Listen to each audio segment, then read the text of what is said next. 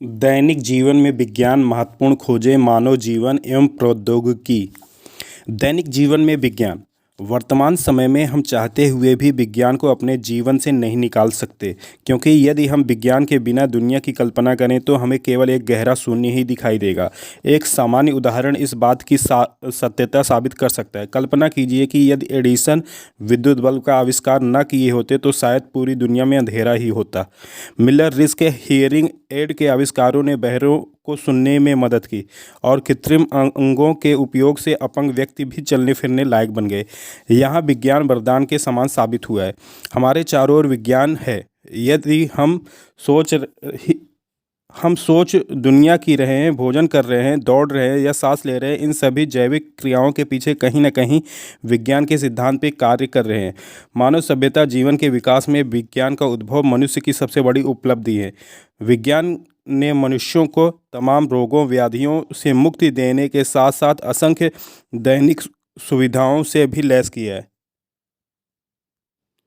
विज्ञान को मनुष्य का वफादार नौकर के नाम से भी जाना जाता है, क्योंकि यह जीवन भर हमारे आदेशों का पालन करता रहता है। वहीं दूसरी तरफ यदि विज्ञान रूपी शक्ति का हम दुरुपयोग करें तो यह क्षण भर में विनाश का कारण भी बन सकता है। परमाणु की शक्ति यहाँ जहाँ एक तरफ लाखों घरों में बिजली का उजाला फैलाती है, वहीं दूसरी तरफ परमाणु बम बनने पर जीवन में अंधेरा भी ला सकती है। विज्ञान ने हमारे जीवन के हर एक क्षेत्र में कई परिवर्तन लाए हैं और यह सब संभव हुआ है उन उपकरणों के कारण जो विज्ञान की सिद्धांतों के उपयोग से बने। आज जहाँ भी अपनी नज़र दौड़ाएंगे वहाँ पाएंगे विज्ञान के सिद्धांतों के हमारे जीवन के हर क्षेत्र में व्यवहारिक उपयोग पर आज समूची दुनिया निर्भर हो चुकी है। विश्व में विज्ञान वरदान के समान साबित हुआ और इसको साबित करने के लिए हम यहाँ पर विज्ञान के उन सिद्धांतों की चर्चा करेंगे जिनके व्यवहारिक उपयोग से बने उपकरणों और मशीनों ने हमारे जीवन को आरामदायक तथा सुविधा संपन्न बना दिया है। सबसे पहले हम गुरुत्वाकर्षण बल की बात करते हैं। पृथ्वी अपने भीतर मौजूद इस बल से सभी पदार्थों को अपनी ओर आकर्षित करती है, जिसके परिणाम स्वरूप पृथ्वी पर हम मनुष्यों सहित सभी जीव और अन्य पदार्थ स्थिर बने रहते हैं। यदि यह गुरुत्वाकर्षण बल ना होता, जैसे कि अंतरिक्ष में यह बल नगण्य होता, तो पृथ्वी पर कोई भी वस्तु नहीं टिकती और हम सभी हवा में तैर रहे होते। इस बल की वैज्ञानिक व्याख्या सबसे पहले सर आइजैक न्यूटन ने दी थी। उन्होंने बागीचे में से एक पेड़ के नीचे बैठे हुए देखा कि से सेब के टूटने पर वह ज़मीन पर ही गिरता है। वह सोच में पड़ गए कि सेब ज़मीन पर ही क्यों गिरा या हवा में क्यों नहीं तैरने लगा। मन में उठे इन सवाल के जवाब न्यूटन ढूंढने लगे और गुरुत्वाकर्षण बल का अपना महत्वपूर्ण वैज्ञानिक निष्कर्ष दुनिया के सामने रखा। सूर्य के प्रकाश में असीम ऊर्जा छिपी होती है और यह ऊर्जा काम करने की शक्ति प्रदान करती है। सूर्य के प्रकाश की ऊर्जा हम तक विकिरणों के माध्यम से पहुंचती है। इस ऊर्जा को सौर ऊर्जा कहते हैं। इस ऊर्जा का हमारे जीवन में बहुत अधिक महत्व है। सूर्य की ऊर्जा के बिना पृथ्वी पर जीवन की कल्पना नहीं की जा सकती। पेड़ पौधों की वृद्धि और विकास के अलावा ऊर्जा को संचित करके सौर कुकर, सौर बिजली तथा अन्य सौर चालित उपकरणों का निर्माण किया जा रहा है। सौर ऊर्जा पर्यावरण स्नेही युक्त है और इससे प्रदूषण उत्पन्न नहीं होता। इसके अतिरिक्त हरे पौधे सूर्य के प्रकाश वातावरण में मौजूद कार्बन डाइऑक्साइड, हरी पत्तियों में स्थित क्लोरोफिल और जड़ों से मिले जल के संयोग से प्रकाश संश्लेषण नामक एक रासायनिक क्रिया पत्तियों के अंदर करते हैं। इस रासायनिक क्रिया के परिणामस्वरूप जीवनदायी ऑक्सीजन गैस और कार्बोहाइड्रेट के रूप में भोजन का निर्माण होता है। इस क्रिया में सूर्य के प्रकाश ऊर्जा का महत्वपूर्ण स्थान होता है। यदि सूर्य का प्रकाश न हो तो पौधों में प्रकाश संश्लेषण नामक क्रिया के नहीं होने से हमें तमाम प्रकार की हरी सब्जियों और अन्य खाद्यान्न नहीं मिल पाएंगे। इसलिए हम कह सकते हैं कि प्रकाश ऊर्जा हमारे जीवन को सुचारू रूप से गतिशील बनाने में बेहद मददगार होती है। ऐसा माना जाता है कि प्राचीन मिस्र में भवन निर्माता लीवर की मदद से 100 टन से भी अधिक वजन को ऊपर उठा लेते थे। जब दो परस्पर जुड़े हुए सिरों के बीच में अधिक दूरी और एक सिरे पर अधिक वजन रख दें तो तथा विपरीत सिरे से थोड़ा बल लगाने पर दूसरे सिरे वाली आसानी से ऊपर उड़ जाती है। और जैसा कि हम जानते हैं कि इस प्रकार के उपकरण को लीवर कहते हैं। लकड़ी, कोयले या तेल के दहन से रासायनिक ऊर्जा उत्पन्न होती है और इस ऊर्जा के उपयोग पर हमारे अनेक उद्योग निर्भर हैं।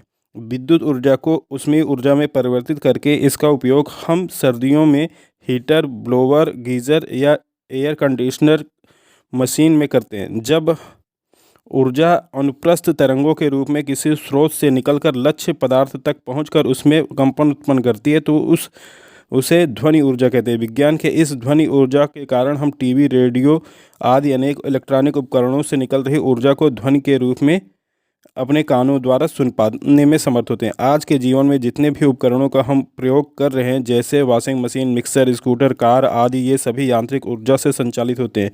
किसी उपकरण की गति के कारण जो ऊर्जा उत्पन्न होती है उसे वैज्ञानिक शब्दों में यांत्रिक ऊर्जा कहते हैं। यह यांत्रिक ऊर्जा किसी पदार्थ को दूसरे पदार्थ पर एक बल उत्पन्न करने में समर्थ बनाती है। इस बल के कारण दूसरा पदार्थ अपनी स्थिति बदल देता है और विभिन्न उपकरणों में इससे अनेक उद्देश्य पूरे होते हैं। सूर्य की गर्मी से समुद्र और वायुमंडल में गर्मी उत्पन्न होती है। वायुमंडल के इस ऊष्मन के परिणाम स्वरूप पवन ऊर्जा उत्पन्न होती है। पृथ्वी में चारों ओर वायु की गति से जो ऊर्जा बनती है उसे ही वास्तविक अर्थों में पवन ऊर्जा कहते हैं। यह ऊर्जा हम मनुष्यों और प्रकृति के अन्य जीवधारियों के जीव द्रव्य के निर्माण और शोषण क्रिया में महत्वपूर्ण भूमिका निभाती है।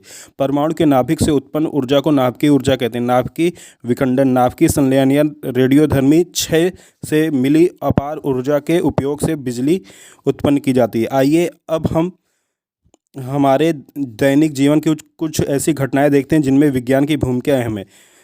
पहला, अधिक ऊंचाई पर पानी का 100 डिग्री सेल्सियस से नीचे गर्म होना या उबलना। अधिक ऊंचाई पर जाने से पानी की सतह पर दबाव कम हो जाता है।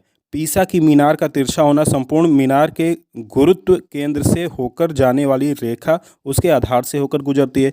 जहाज का नदी से समुद्र में प्रवेश करना, समुद्र के खारे पानी का घनत्व नदी के पानी के घनत्व से अधिक होने के कारण समुद्र के जल में जहाज के प्रवेश करने पर अधिक उत्प्लावन बल से जहाज थोड़ा ऊपर उठ जाता है और आसानी से तैरता है। मौत के कुएं में मोटरसाइकिल का चलाना, दीवार पर झुकाकर मोटरसाइकिल चलाने से अपकेंद्र बल तथा दीवार पर आरोपित बल के ऊर्ध्वाधर घटक में संतुलन हो जाता है। जब कोई सेना पुल पार करती है तो सैनिक कदम मिलाकर नहीं चलते, क्योंकि उनके कदमों की आवृत्ति और पुल की स्वाभाविक आवृत्ति के कारण पुल के टूटने का खतरा हो जाता है। भौरों का गुनगुनाना, जब भौरे उड़ते हैं तब उनके पंखों का कंपन 400 हर्ट्ज होता है। इस कंपन के कारण झुंझुनाहट उत्पन्न होती है। पृथ्वी पर विद्युत बल्ब टूटने पर आवाज़ उत्पन्न करता है, जबकि चंद्रमा पर नहीं। चंद्रमा पर वायुमंडल के अभाव के कारण बर्फ पानी में तैरता है परंतु अल्कोहल में डूब जाता है। बर्फ का घनत्व पानी के घनत्व से कम तथा अल्कोहल के घनत्व से ज़्यादा होता है। क्लोरोफॉर्म को रंगीन बोतलों में रखा जाता है। क्लोरोफॉर्म प्रकाश की उपस्थिति में ऑक्सीकृत होकर एक विषैली गैस फास्जीन बनाती है, इसलिए उसे ऐसा किया जाता है। सोडियम धातु के टुकड़ों को जल में न रखकर मिट्टी के तेल में रखते हैं। सोडियम धातु जल के साथ अत्यंत तेजी से क्रिया करती है, इसलिए उसे मिट्टी के तेल में रखते हैं। मकड़ी अपना जाला बनाती है। मकड़ी के शरीर में सिल्क ग्लैंड पाया जाता है, जिससे प्रोटीन की तरह एक चिपचिपा पदार्थ निकलता है। इसी से मकड़ी अपना जाला बनाती है।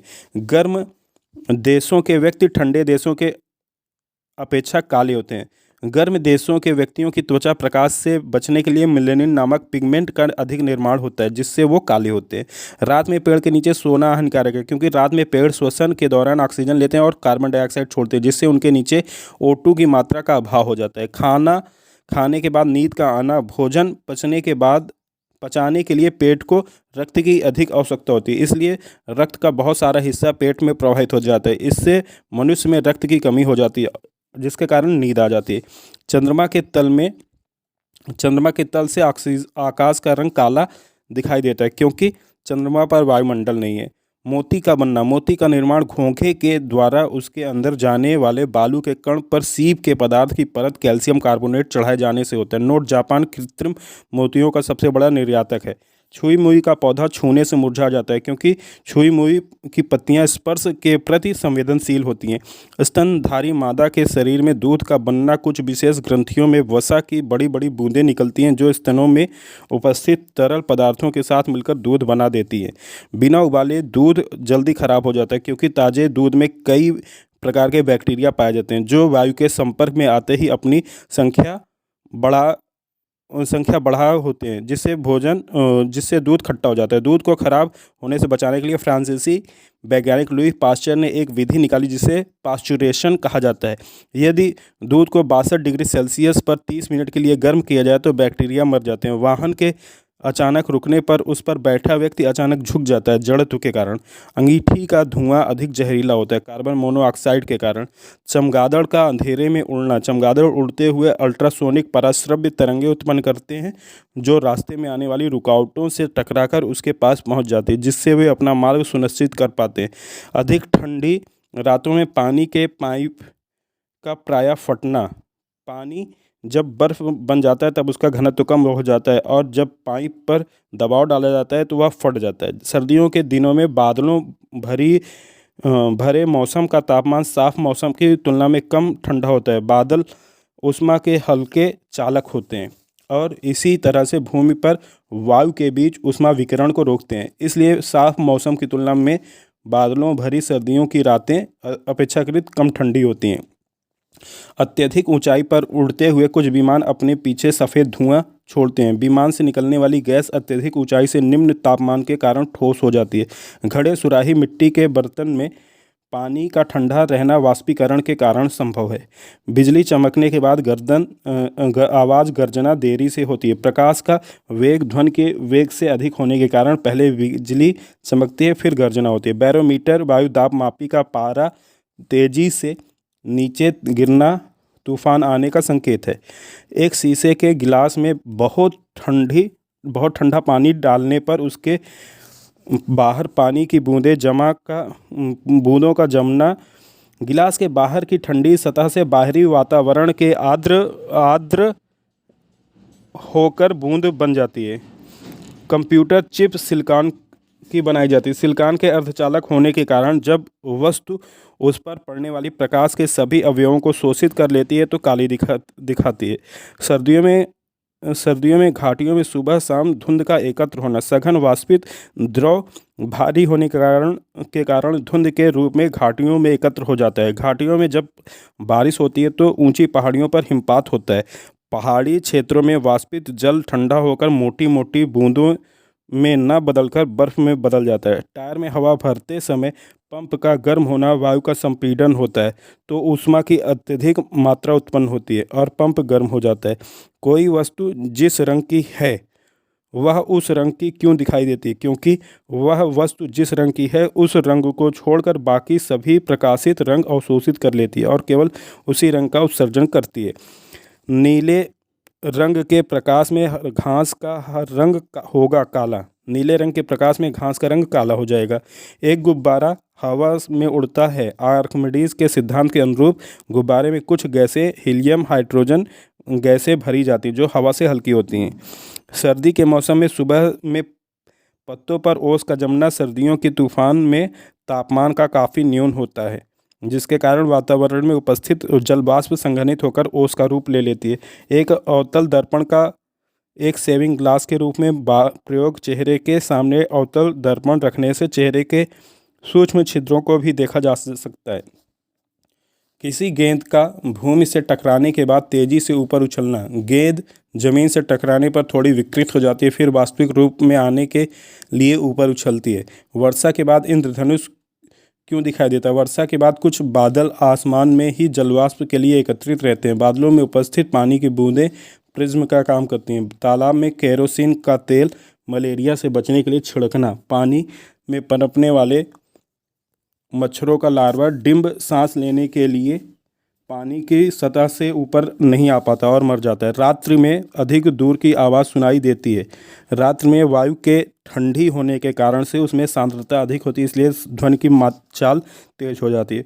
पेट्रोल में लगी आग पानी के माध्यम से नहीं बुझा सकते क्योंकि पानी पेट्रोल से भरी है और पेट्रोल पानी की सतह पर रहता है। और जहाज़ का पानी पर तैरना और सुई का डूबना प्लवन के सिद्धांत के अनुसार काम करता है। पहाड़ों में सांस लेना मैदानी भागों में सांस होने से ज़्यादा कठिन है। ऊंचे भागों पर वायु का दबाव व वायु में ऑक्सीजन की मात्रा कम होने लगती है। वो बाहर का दबाव फेफड़ों के वायु दाब से कम होता है। पहाड़ों पर चढ़ना व्यक्ति आगे की ओर झुकता है।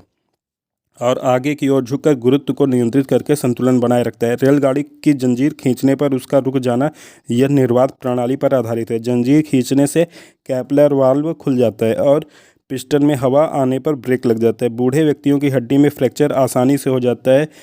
बुढ़ापे में हड्डियां पोषण तत्वों की कमी के कारण कोमल हो जाती हैं और आसानी से टूट जाती हैं। अंतरिक्ष यात्री चंद्रमा पर अधिक भार उठा लेते हैं। चंद्रमा का गुरुत्वीय बल पृथ्वी के गुरुत्वीय बल का 1/6 भाग होता है, इसलिए आसानी से उठा लेते हैं। बादल आकाश में तैरते हुए प्रतीत होते हैं वायु की श्यानता के कारण, विस्कोसिटी जिसको बोलते हैं।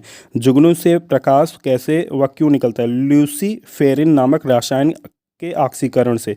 दूध और जल आपस में मिल जाता है, लेकिन तेल व जल नहीं। दूध व जल के अणु एक समान होते हैं और समांगी मिश्रण बनाते हैं। तेल और जल के अणुओं में आकारिक भिन्नता होती है। चींटी, ततैया, मधुमक्खी आदि के डंक में पाए जाने वाला रासायनिक अम्ल फार्मिक एसिड होता है। जानवरों की आँखें रात्रि में चमकती हैं। जानवरों की दृष्टि पटल के ऊपर टेपिडम लूसिडम के कारण। मेढक जल व थल दोनों में रहता है, परंतु मछली केवल जल में।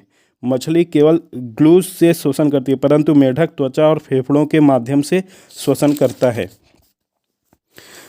पानी में अत्यधिक दिनों तक डूबे रहने पर पेड़ मर जाते हैं, प्रकाश संश्लेषण नहीं हो पाता इसलिए। मोटरसाइकिल सवार पीछे की सड़क देखने के लिए उत्तल दर्पण का प्रयोग करता है। विद्युतीकरण के दौरान फ्यूज लगाए जाते हैं। फ्यूज तार निम्न द्रव्यणांक मेल्टिंग पॉइंट होने के कारण वार्म होने पर आसानी से गल जाता है और परिपथ सुरक्षित रहता है। हवा की तुलना में पानी में एक पत्थर को आसानी से उठाया जा सकता है, आर्किमिडीज का सिद्धांत कहलाता है। विद्युत बल्ब के फिलामेंट टंगस्टन के बनाए जाते हैं। टंगस्टन का मेल्टिंग पॉइंट 34 से 10 डिग्री सेल्सियस तक होता है। वर्षा होने से पहले पसीने का आना। वर्षा से पहले वायु में जलकण परिपूर्ण होते हैं और मानव शरीर में वाष्पित होने वाला जल पसीने के रूप में शरीर पर ही इकट्ठा हो जाता है। खतरे के सिग्नल का लाल होना। लाल रंग की तरंगदैर्घ्य सबसे अधिक व वर्ण विघटन प्रकीर्णन सबसे कम होता है। इसके फलस्वरूप काफ़ी दूरी से भी इसे देखा जा सकता है। किसी बड़े ड्रम को खींचने की अपेक्षा लुढ़काना ज़्यादा आसान है। लुढ़काने से घर्षण कम हो जाता है। यदि पृथ्वी में आकर्षण शक्ति न हो तो पृथ्वी की दैनिक गति से उत्पन्न अभिकेंद्रित बल के कारण सभी वस्तुएं पृथ्वी से दूर फेंक दी जाएंगी और जीवन संभव नहीं होगा। हवाई यात्रा के पूर्व कलम की स्याही निकालना। ऊंचाई पर जाने पर कम वायुमंडलीय दाब के कारण स्याही बाहर निकाल दी जाती है। रेल की पटरियों के बीच जोड़ों पर जगह छोड़ दी जाती है। गर्मियों में तापमान बढ़ने से उनके आयतन में वृद्धि होती है, जिससे पटरियों के टेढ़ा मेढ़ा होने का खतरा रहता है। द्रव की बूंद गोल आकृति की होती है पृष्ठ तनाव के कारण। सर्दियों में सुबह शाम कोहरा छाया रहता है, सुबह व शाम को तापक्रम अत्यधिक कम होने से। जाड़ों में कपड़े बरसात की अपेक्षा शीघ्र सूख जाते हैं। वर्षा के दिनों में वायु में आर्द्रता अधिक होने के कारण कपड़ों से पानी का वाष्पन नहीं हो पाता। सुबह शाम का सूर्य बड़ा व लाल दिखाई देता है अपवर्तन के कारण। हीरे का चमकना पूर्ण आंतरिक परावर्तन आपतन कोण क्रांतिक कोण से बड़ा हो जाता है, इसलिए होता है। महत्वपूर्ण खोज। विकास का सिद्धांत चार्ल्स डार्विन ने 1865 में दिया। आनुवंशिकता का नियम ग्रेगर जॉन मेंडल ने 1856 से 63 के बीच दिया। जेनेटिक कोड तथा कृत्रिम जीन हरिगोविंद खुराना 1961 में दिया। ताप का गतिक सिद्धांत केल्विन ने 1850 में दिया। ब्रेल लिपि लुइस ब्रेल ने 1824 में दिया। रेडियो तथा वायरलेस टेलीग्राफी जी मार्कोनी ने 1901 में दिया। विद्युत धारा तथा बैटरी वोल्टा 1800 में दिया। आवर्त टेबल मेंडलीव 1869 में दिया। टाइपराइटर क्रिस्टोफर लैथम सोल्ज पहले ग्रीन टेरी ने 1808 में दिया।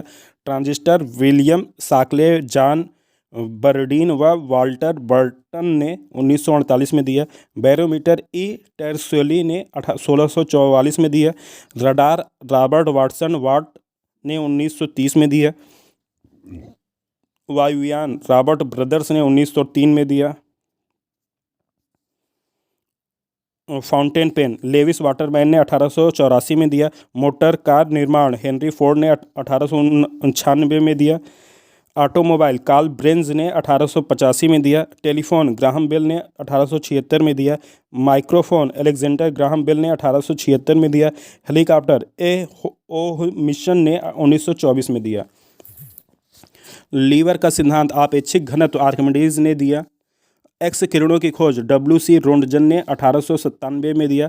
परमाणु नाभिक रदरफोर्ड ने 1911 में दिया। रमन प्रभाव C.V. रमन ने 1923 में दिया। टेलीस्कोप गैलीलियो ने 1610 में दिया। सेफ्टी रेजर जिलेट ने 1903 में दिया। लिफ्ट यांत्रिक एलिशा ग्रेब ओटिस ने 1852 में दिया। नाभिकीय विखंडन ऑटो हॉर्न ने 1938 में दिया। नाभिकीय रिएक्टर ई फर्मी ने 1952 में दिया। भाप का इंजन कंडेंसर जेम्स वाट ने 1769 में दिया। साइकिल के मैकमिलन ने 1839 में दिया। रिवाल्वर सैमुअल कोल्ट ने 1935 में दिया। गैस इंजन डेमलर ने 1885 में दिया। सेफ्टी लैंप हम्फ्री डेवी ने 1816 में दिया। रेफ्रिजरेटर ए कैटलिन हैरिसन व टेनिंग ने 1850 में दिया।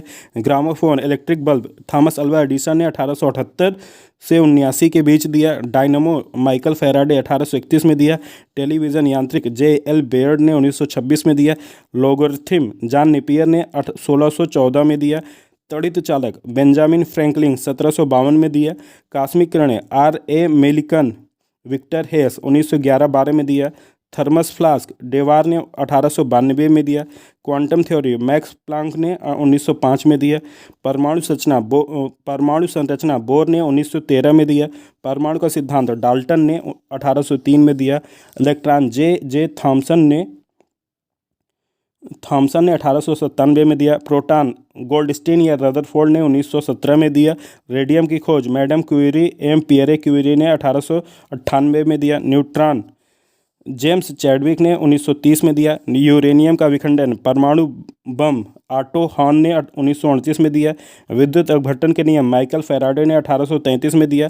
सापेक्षता का सिद्धांत अल्बर्ट आइंस्टीन ने 1905 में दिया। गुरुत्वाकर्षण का सिद्धांत गति के नियम न्यूटन ने 1687 में दिया। थर्मामीटर डेनियल गैब्रियल फ़ारेनहाइट ने 1714 में दिया। डायनामाइट एल्फ्रेड नोबेल ने 1860 में दिया। Oxygen J. प्रिस्टले ने 1772 में दिया। क्लोरीन सीले ने 1774 में दिया। आविष्कार पोर्टलैंड सीमेंट ने जोसेफ एस्पेडीन 1824 में दिया। कताई मशीन सैमुअल क्रॉम्पटन 1779 में दिया। डीजल इंजन रोडोल्फ डीजल ने 1895 में दिया। DC मोटर जेनोबो ग्रामे ने 1873 में दिया। AC मोटर निकोला टेस्ला ने 1888 में दिया। इलेक्ट्रोमैग्नेट विलियम स्टारजन ने 1824 में दिया। गैल्वेनोमीटर एंड मैरी एम्पियर 1834 में दिया। लेसर थियोडर मेमन ने 1960 में दिया। जेट इंजन फ्रैंक व्हिटल ने 1937 में दिया। पेंसिलिन अलेक्जेंडर फ्लेमिंग ने 1928 में दिया। हेलीकॉप्टर मानव चालित E.R. ममफोर्ड ने 1905 में दिया। प्रकाश का वेग फिजियाऊ 1902 में दिया। रेजर सेफ्टी किंग जिलेट ने 1901 में दिया। Radio telegraphy G. मार्कोनी ने 1901 में दिया। लाउड स्पीकर होरेस शॉर्ट 1900 में दिया। सिनेमा लाउस निकोलस व लाउस लुमियारी ने 1895 में दिया। ट्रैक्टर रॉबर्ट फार्मिच ने 1892 में दिया। बाईसिकल टायर जॉन डनलप ने 1888 में दिया। कार पेट्रोल कार्ल ब्रेज ने 1885 में दिया। बुनसन बर्नर रॉबर्ट बुनसन ने 1855 में दिया। और रबर टायर थॉमस हांगकांग ने 1846 में दिया। रबर वल्कनीकृत चार्ल्स गुड ईयर ने दिया 1841 में। कंप्यूटर चार्ल्स बेबेज ने 1834 में दिया। ट्रांसफार्मर माइकल फैराडे 1831 में दिया। सेफ्टी मैच जॉन वॉकर ने 1826 में दिया। बाईफोकल लेंस बेंजामिन फ्रैंकलिन ने 1780 में दिया। पनडुब्बी डेविड बुसलेन ने 1776 में दिया। विद्युत पंखा व्हीलर ने 1776 में दिया। लाइटिंग कंडक्टर बेंजामिन फ्रैंकलिन ने 1737 में दिया।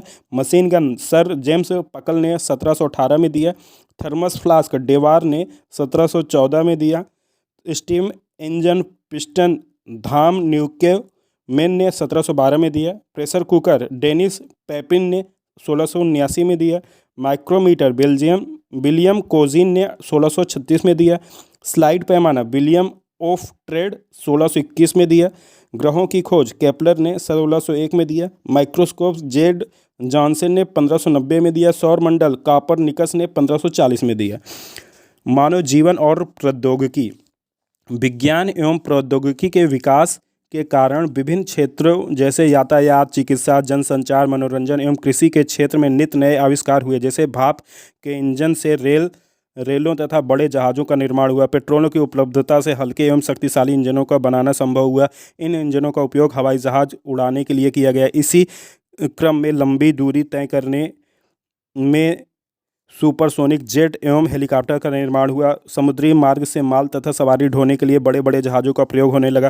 पहले बीमार होने पर लोग घरेलू उपचार करते थे, परंतु अब गांव के लोग प्राथमिक चिकित्सा केंद्रों पर डॉक्टरों द्वारा इलाज कराने लगे। आजकल चिकित्सालयों में विभिन्न प्रकार के रोगों से संबंधित जांच की सुविधाएं उपलब्ध है, जैसे खून, पेशाब, मल आदि की जांच। आजकल चिकित्सालयों में आधुनिक मशीनों जैसे एक्सरे, अल्ट्रासाउंड द्वारा आंतरिक अंगों की सूक्ष्म जांच, स्कैनर द्वारा मस्तिष्क की जांच की जाती है। शरीर के अंदर के भागों की जांच करने के लिए एंडोस्कोप मशीन का उपयोग होता है।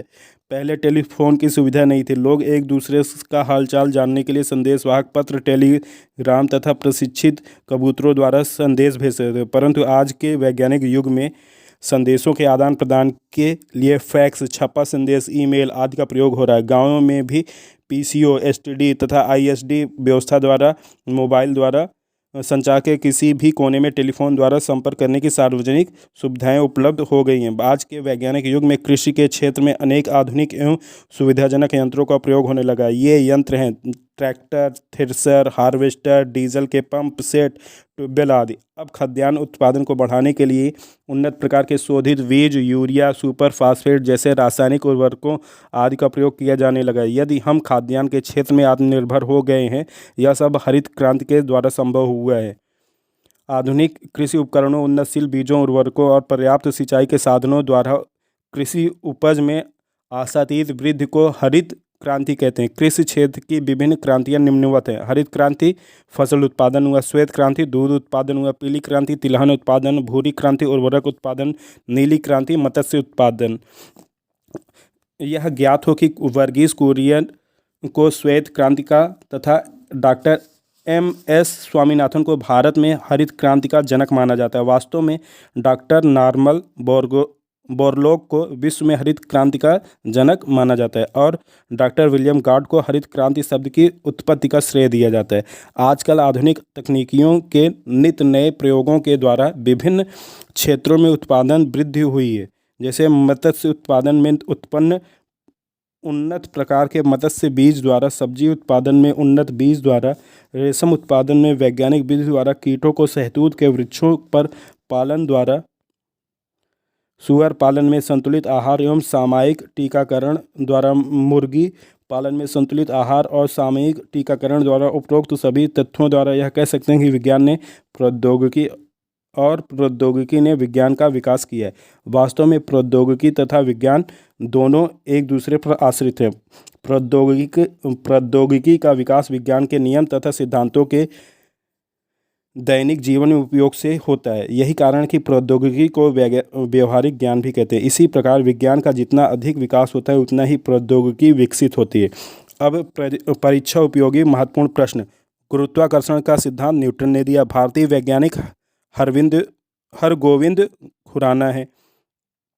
स्कैनर द्वारा मस्तिष्क की जांच होती है। दैनिक जीवन में उपयोगी विज्ञान और प्रौद्योगिकी है। टेलीफोन लाइन की सहायता से जुड़ा नेटवर्क इंटरनेट कहलाता है।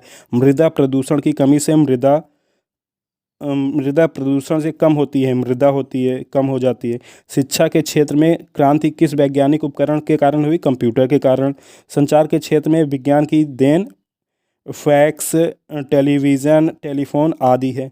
निम्नलिखित में से मनोरंजन का साधन नहीं है। फैक्स मनोरंजन का साधन नहीं है। तो ये पहला लेसन हो गया कंप्लीट।